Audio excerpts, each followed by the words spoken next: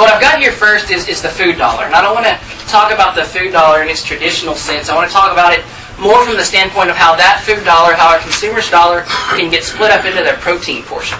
Not how it would be split up amongst the entire grocery store and their entire basket, but more about how they're placing the money that they're putting in their protein source and where that's going. What they're going to purchase, how much of that they're going to purchase. That seems to be an interesting topic as we look into economic trying times. Basic protein products versus the novel elements. Usually when people go to the grocery store, and we'll talk about that and their protein choices, they're going to get the basic proteins more than likely, most of the time, and then you'll see a splurge item. Everybody here can probably identify, every once in a while, you have your grocery list, and then you have those couple of items that you go off topic with, and we'll talk about that in relation to the lamb industry. And then lastly, talk a little bit about experimentation. You see a lot more people watching the Food Network and the Travel Channel and getting into some of those elements and looking at ways we can evaluate different cuts and so forth. So if you start from the beginning and looking at a consumer's decisions, in some place where we have a lot of potential to look at the lamb industry and putting it into certain areas, consumers today, when I go to the grocery store with my family, there are more decisions than I ever want to make. Your grocery list is huge. Potentially, you're making all sorts of decisions simultaneously, and so it's potential that are our consumers being overloaded with choices to make. But at the same time, while they might be potentially overloaded with choices, they're demanding those choices on the flip side.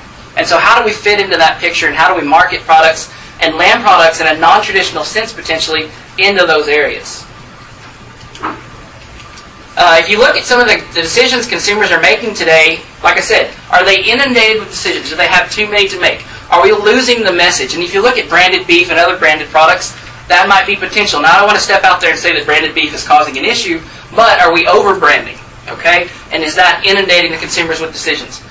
They spend less time at home, potentially. That is something that we've thought about for the past decade. People are spending less time at home. They're eating out more often. There's some data to show that that's backsliding. People are spending more time. They're rediscovering their dining room table. There's multitudes of products, all types of classes, low fat, low sodium, you name it, we've got that type of product, that class. There's several different claims, grass-fed, handmade, organic. We've all seen those in the grocery store as well. How do those fit into this big picture? Fast gourmet. We're seeing more of that, especially when we get into, later I'll talk about a food culture, or a food network culture, and looking at fast gourmet. People want to have a gourmet meal, potentially, but they're not going to spend 3 hours making it. It's a departure from that traditional element. Their awareness of the different food items is increasing, and how much of the different cuts that are potentially out there, and then their willingness to experiment is increasing. And we'll see that with some data that's done by some national consumer surveys here shortly. So if we look at these decisions they're making based upon their food dollar, they're making all of these restrictions for the most part, a large segment of society and consumers, under some sort of financial restriction potentially. And so how does that financial restriction play into the consumer decision making? How do they increase the coverage of the food dollar? How do they make the protein, the money that they're going to spend on the center of the plate item, the protein in this country, how are they going to make it go the most, the feathers? And if you look at that in terms of those restrictions, under those restrictions, they're going to compromise somewhat, but they're unwilling to completely compromise for meal quality and the potential experience each time. A study that was put out a little while ago in 2009, 2010, and then the consumer labeling study that was done in 2009 by NCBA and a couple of other individuals found that there's what we call a center-of-the-plate boredom. People generally go and they buy the same cut that they buy most of the time because it's safe. They know how to cook it, and that's what they're going to cook. But what's happening now is they're getting a little bit of boredom. They want to expand off of that generic, that regular, let's say chicken breast. Not to talk negative about the chicken industry, but taking that into perspective. And if you look at the labeling study, something that I found relatively interesting here is when they took the labeling study, they tried to figure out what do consumers want. And the next several slides are going to go into that, and that sometimes can be an interesting situation to try to find out what consumers want. But they want more preparation ideas. And they want these ideas on the actual package. They don't want a flyer. They don't want information in the grocery store. They want these on an approved and improved label. Cooking charts, how you cook it, new recipes potentially. That way when they take that cut home, they don't lose that information. Okay? And with this same study, and I don't have it up here on the slides, but something I found really interesting is you pull out your iPhone. Over 22% of the consumers they surveyed in 2009-2010 I believe that there was roughly 1,000 consumers across the categories they surveyed, said that they would utilize an iPhone app or a smartphone app to find that information as well by scanning it. If you take your smartphone right now, you can get applications that you can scan a price in the grocery store, and it'll compare across several other grocery stores, if you happen to live in an area where you can get that. So Angelo is not necessarily up to that point yet, but you can see what I'm talking about by these apps and giving that information to the consumer. And so that leads back into the previous slides. Are we overstimulating the consumer potentially? This is some of the liberty that I took. This is a slide that I found, not a slide, a little discussion on the internet. It was an MSNBC post. But I thought it was quite fitting for the discussion today, and potentially what's going on in the market is looking at lamb's role, and they have 2010 declared the year of the lamb. And we see all of these different lamb cuts coming online. We don't have the traditional sense, the leg, loin, and rack. It's all the other products that we haven't thought about as much, potentially. Crown roast versus lamb bacon. So it's out with that crown roast because how do we cook it? And more of the lamb bacon because it's that fringe product. You definitely see this on channels like Food Network, Travel Channel, which we'll discuss here in a minute. Lamb riblets, lamb neck. At our meat laboratory of the lamb neck, that's something our students look at and they're like, Dr. Braden, we don't want to touch that. It's difficult to bone out, and that's potentially what's going on in the industry. Okay? But these chefs and in different segments of the retail market are finding ways to add value to these cuts, as well as the lamb breast, which is another potential issue, and how do we recover the lean from it. So there's basically a movement, and what we'll talk about more today, to readdress the cuts and how they're used. Look at value cuts. Take some cues from the beef industry and the pork industry and the value studies that have gone on for several years now, and finding ways to utilize different muscles in a different manner. And this will really be important as we look for the price of all those middle meats right now is through the roof. I know at our meat market sales room alone, that's a very tiny segment obviously, but we're looking at increasing prices almost double of certain middle meat cuts just because of lamb prices increasing the way they are. But if we can do that, we don't want to disenchant our customer base, and so we're looking at adding value and using other cuts to kind of reduce that potential cost. This was a really interesting study that I found as well in 2010 that was done, and they surveyed, this is a hotel and restaurant management type survey, and they looked at consumers' needs. Now this was not only meat products, this was just consumers' needs and their emotional state, so to speak, and you can see there are several in this first group that don't necessarily speak to the protein portion of the plate, but it's conceptual in general and what's going on, and so you see reassurance in there, feeding my knowledge, feeding my emotions. No, that stretches far from some of us scientists and meat scientists especially. Artisan and handmade, definitely. We see more and more of that in grocery stores, neighborhood and local, and just some buzzwords, some hot topics, so to speak. And if you extrapolate from that and seeing what's going on, we're looking at more creative foods being produced. And a lot of different types of the same food being produced in different manners. Okay? That fast gourmet coming in again. How do we have a relatively gourmet meal, move away from hamburger helper, and get back into some kind of gourmet food that can be produced relatively traditionally. Innovative labels, I talked about earlier, putting all that information on the label. Buzzwords such as fresh, local, handmade are going to continue to thrive. There's some discussion if those are going a little bit overboard and what's their real place. And what I thought was really interesting out of this survey, even though it was relatively small and it was done by a limited group, the frequency of the meals has continually decreased, and we know that. That's happened for some time. But what we do see is there's accelerating of numbers rediscovering that dining room table. And that does give us some opportunity, especially when we look at convenience meats, and we've got some data to prove that. So I'll bring up kind of the Food Network culture that I talked a little bit about earlier. There's a survey that was also done, I've got several surveys in here, that found that in 2009 and 2010, there was a roughly 3% increase, and the 2011 data is potentially scheduled to look very similar, in the number of consumers or households that took food information, food safety also, on top of that. Dr. Braden will talk about that a little bit later. And they took that information from specific food, let's say food-specific cable TV elements. And you see more of this starting of the food culture. How many of you potentially have watched the Food Network or the Travel Channel and all those different places? They talk about those different foods. And what does that do? That helps us, that gives us an idea of where we can go. It gives us new ideas for products in the house. Most people are too scared. I'm definitely too scared to do half of what they talk about on there. Definitely the travel channel, and then there's a growing consumer base that's willing to experiment. We can't spend the money to travel to Europe to try this, this interesting dish, but maybe we can make it at home. And so they're willing to experiment with different proteins. Definitely new flavors. If you go to several conferences around the country, they talk about this year's up-and-coming flavor, and that constantly evolves and trends. And then their connection to the food itself. I know that, especially local and farmers markets. Austin has a very vibrant farmers market. I'm sure San Antonio does as well. We have customers that come to our laboratory in San Angelo, which is roughly 3.5 hours from Austin, and they bring on the order of 5 and 6 calves a month just for us to harvest for them, and then they take that, and we're basically a co-packer at that point, and they sell that at a farmer's market in Austin. And that's happening. And we're one small meat lab in the entire state. And so you multiply that and you see more and more of that going on, and they can't keep enough beef in stock. And we can't keep up with their demand right now, so I don't know the next step for them. But that's definitely seeing the immersion of these local markets and farmers markets.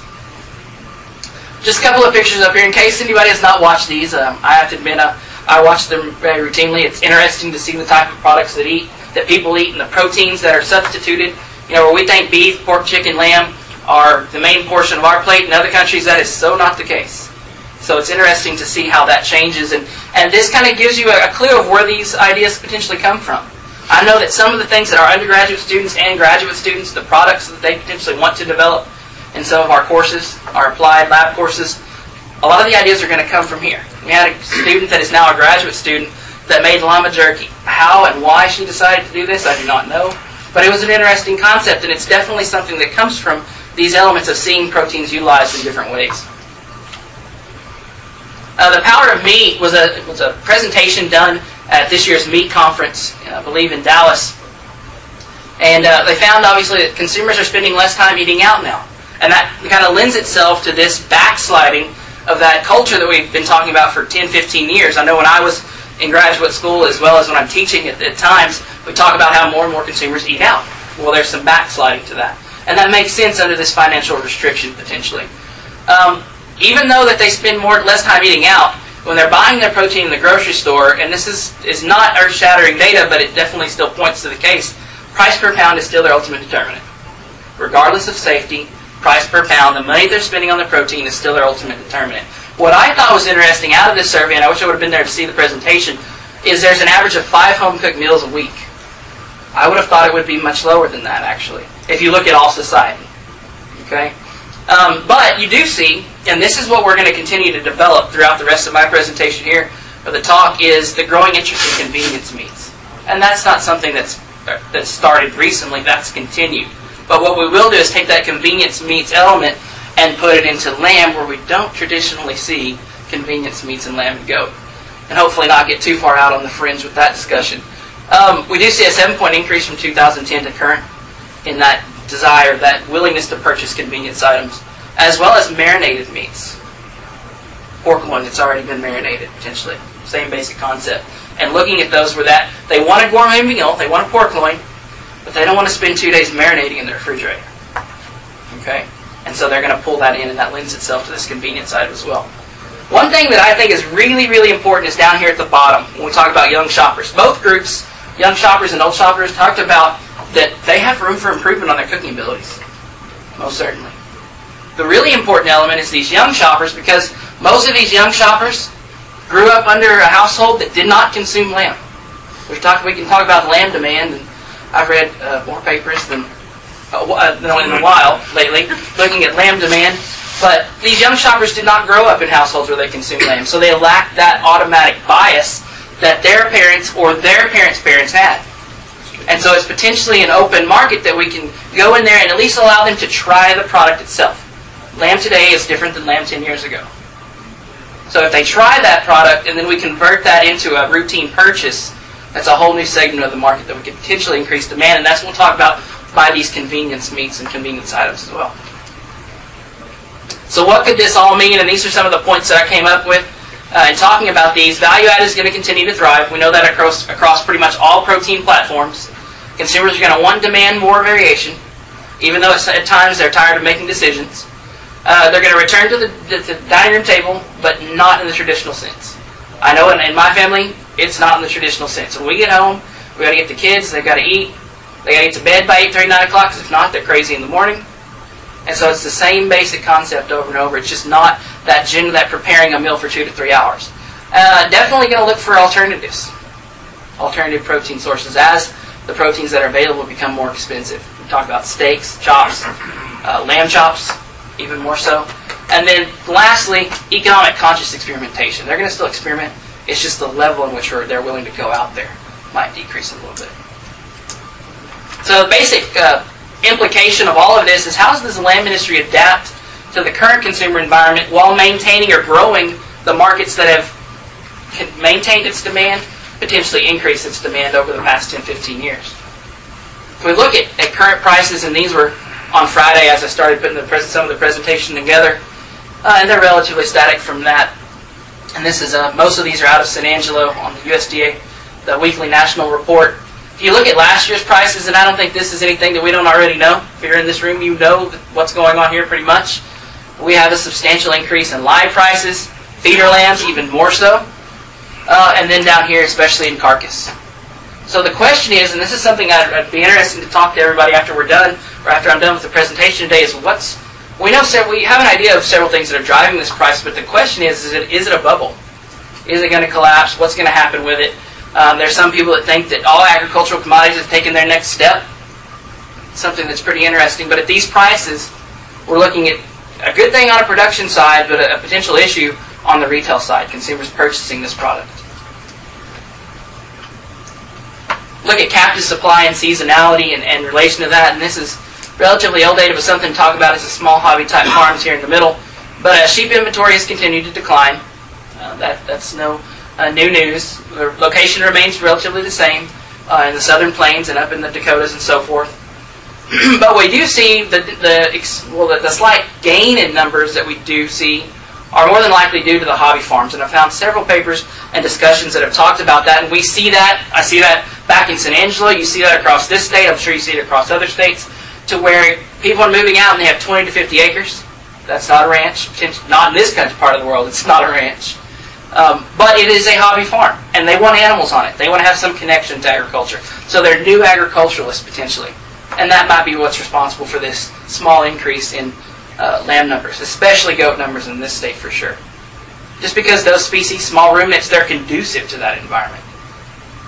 They can put one head of beef, potentially 5 to 20 head, depends on where you are in the state as well, how far that goes on that same acreage.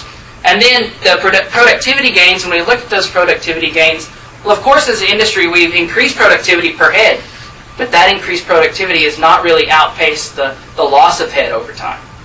So we're faced with a potential captive supply issue.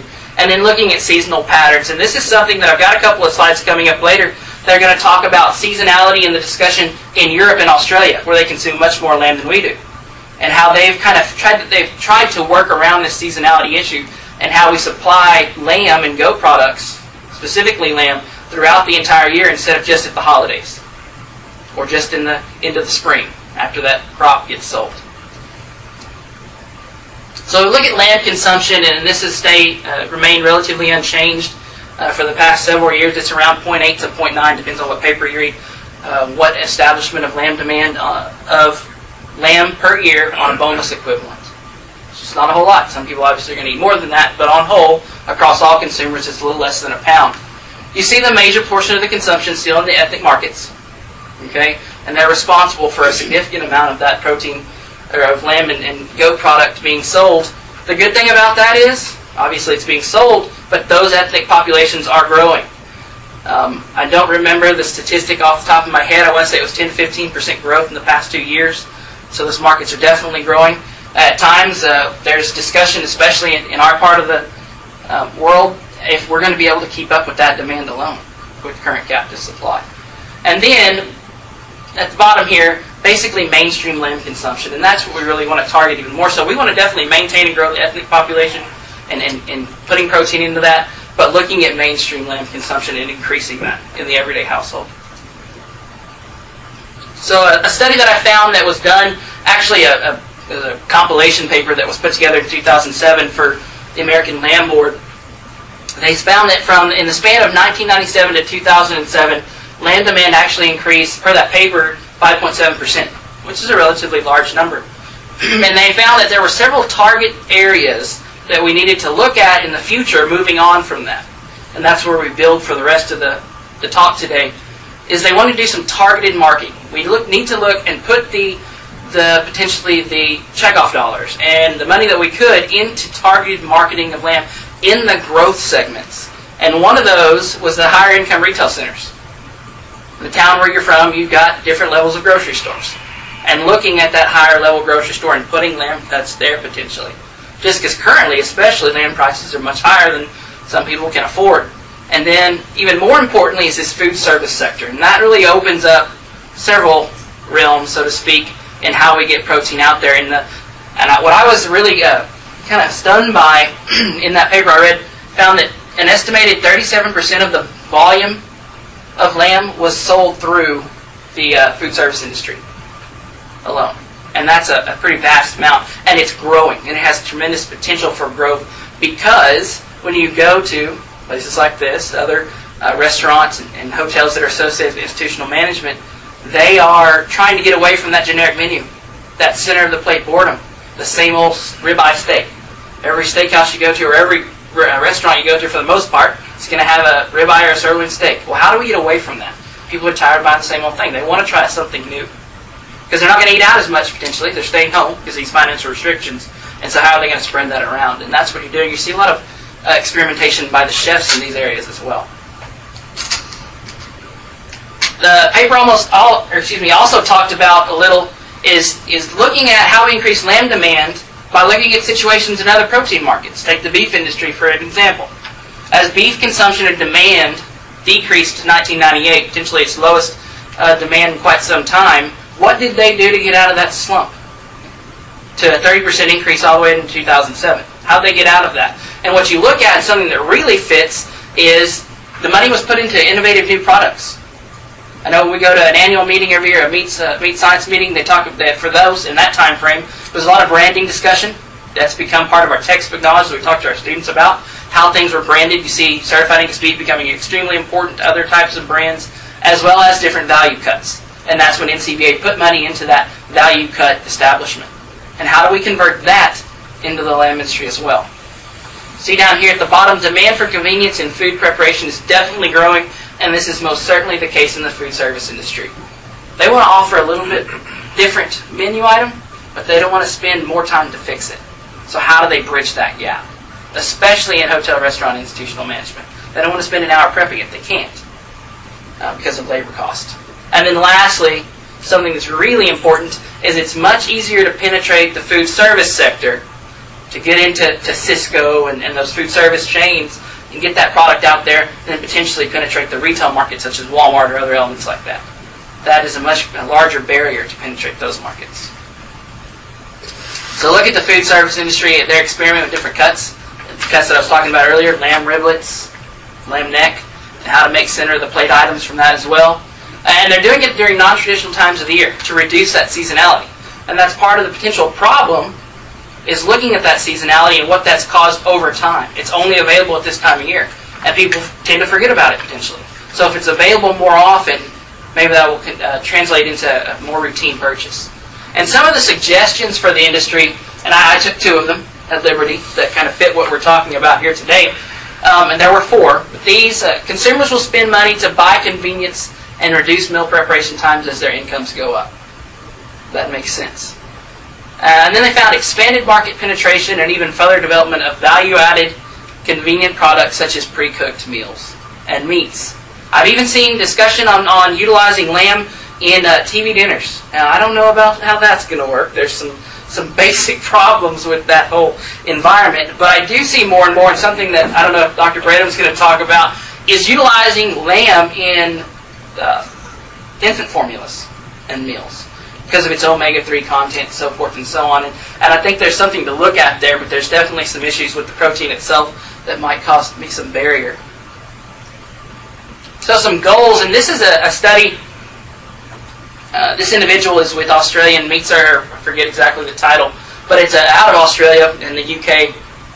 And these were some goals that they had for their basic marketing and underpinning lamb success. I think these can translate, not necessarily relatively easy, Two different markets completely, but it's some goals for us as well here in the States.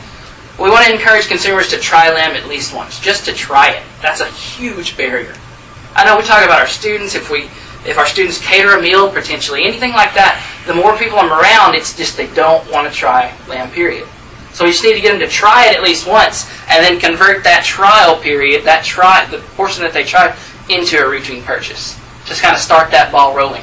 And then demonstrate lamb's relevance to just basic contemporary foods. How do we get away from a French drac or a crown roast? Not necessarily to leave that behind, but that's not everyday consumer, potentially. That's holiday meal. It's expensive. So how do we kind of move from that? I've got some ads here at the bottom of the slide that I thought were pretty interesting. You don't see lamb, it's what's for dinner type statements in the States. Hopefully no way the NCBA is going to get after me for utilizing that phrase in reference to lamb, but they created this distinctive voice for lamb in the UK and Australia. And they're definitely selling more. There's definitely more of a demand. It's available year-round, and they're pushing it to mainstream public, not just the ethnic markets. And there were several more ads that were a little bit more over the top than these potentially. So if we look at that in terms of ready-to-eat foods, and this is moving on into our ready-to-eat discussion for the modern consumer, purchase items associated with ease of preparation. And that goes back to the talk about returning to their table, but just not in the traditional sense. And so RTE, or pre-cooked items as well. We look at value-added cuts. Now, don't think of ready-to-eat and value-added as the same thing, potentially. In my discussion, I'm talking about identifying muscles or cuts that can be used in other ways. So a lamb leg slice, or a lamb neck slice, or riblets. Those different cuts that can be utilized instead of going into trim. Although, if you look at a survey of menus across the country, you see more and more lamb burgers coming on top. It's not the regular hamburger, it's a sirloin burger, or a chopped brisket burger. It's all this name game. It's like a one-upping, basically. Then if you look at, basically, Beef Innovations Group, some information that they've put out in 2007, and looking at the amount of value-added cuts and what has been utilized. In 2001, they had roughly 1,000 retailers that identified themselves as putting out value-added cuts, flat iron, so forth, different cuts of product. And in 2006, it had grown to 9,000 and continues, because they can get more bang for their buck for a new type product. Kind of leads us into what we're going to talk about for the rest of the presentation here. What I wanted to point out, of course, hopefully more than likely everybody in here has a general picture of this. One of the reasons that at Angelo State we devote a significant amount of time to small ruminant research is because we're smack in the middle of it. It fits the constituents, the tax base, everything that we're in. It fits what we're about as a regional university, and so we spend a significant amount of time across all animal science platforms, from production to meat and food science, and looking at those different manners of increasing lamb demand and production. Some of the things that we have in the works or initiatives that we have going on, and yes, I know I'm giving a lamb talk, and this is a tremendous amount of goat carcasses, but we'll talk about that here in a minute. We're definitely continuing to looking at product development. The research that I'll talk about here shortly is basically a product development and looking at pre-cooked, ready-to-eat items. And we try to make sure that doesn't get too far out on the fringe, similar to llama jerky, potentially. That's not going to be a massively consumer-friendly element, but moving into that. And then what we plan on doing in the next couple of years is really looking at value cuts again. Is taking a look at how neck, breast, ribs, and belly, lamb bacon, how that's utilized. We've had several individuals that have notoriously, or generally, gone to the auction there in San Angelo and tried to purchase several hundreds of lambs, and they feed them out themselves. Instead of sending them to a normal feeding establishment, they'll feed them out themselves, and they'll take them to a harvester, and they'll purvey that meat themselves as well. Okay? And what we've had is those individuals come to the lab and say, well, how can we take all of these shoulders, or how can we take all of these lamb breasts, or all these ribs, and convert them into something that we can sell more readily than ground lamb? And so we started looking at lamb bacon. And that's a whole other cat altogether, is getting that to work out. And so we'll definitely continue to look at that. And then creating something of a Lamb 101. Talking about how lamb can be produced with chefs, regular producers, anybody that's willing to come to these, similar to the Beef 101 program that's continually put out in several states, and putting that into a Lamb 101. Similar to Beef 706 as well. This goat picture here came from a research project that we're currently in with several other universities, LSU, Southern, several universities in the South, in which we're trying to look at USDA yield grading, quality grading type situations, and value cut determination as well. And so I think that this year we might be probably the leading goat and lamb harvester in the state. If not, we're in the top 3. So the title of the project that will start in the fall, and then that'll move into the spring and potentially that fall as well, is development, functionality, and consumer acceptance of basically a lamb leg product that's ready to eat. And it's not a lamb leg roast in that sense. We're going to go out and we're going to try to spiral slice this little guy and see how that works out. We're going to look at basic functionality and acceptability. We're going to do some consumer evaluation. And then lastly, look at price point. Is this even going to be efficient or economical to try to go this way? Now, lamb leg hasn't been a cut that we've had a problem with historically as an industry in purveying, but it's an entry level. It's something that we can see if the market is even potentially going to accept a fully cooked lamb leg product out there. Half the time we have enough problems just getting lamb in the grocery store in the raw state. So see if this is even going to fly, so to speak. So what we're going to do is we're going to take a basic leg with the trotter off, a 233A, and we're going to fabricate that down so we can control the portion size into a steamship leg where the sirloin is removed at the H-bone, and then we're going to remove the shank a little bit higher, up closer into the heel, so what you're left with is something that looks like a little lamb ham with that central femur in the middle. And then we're going to have several different treatments. One is obviously just going to be a control with a base brine, similar to what we would inject into a pork product. And then we're going to have 3 different blends that we're going to work on this summer. Some undergraduate research that we hope to get started this summer is looking at spice blends and marinades and getting 3 distinct flavor profiles and then looking at those in conjunction with the control. And these will be tumbled, smoked, per similar ham processing procedures. And then we're going to spiral cut them. The spiral cutter that we're getting out of Fort Worth, so hopefully that will work out well. We haven't received it just yet, but in preparation. And then we're going to vacuum package and age them. Now, it's not a traditional sense of an aging. We're not aging them for that aging effect, but what we're trying to do is mimic the distribution and bulking chain that's going to go on as they get to the grocery store and they're put in inventory and they sit in stock or sit in that retail case. So we're going to assign them to 2 different aging treatments.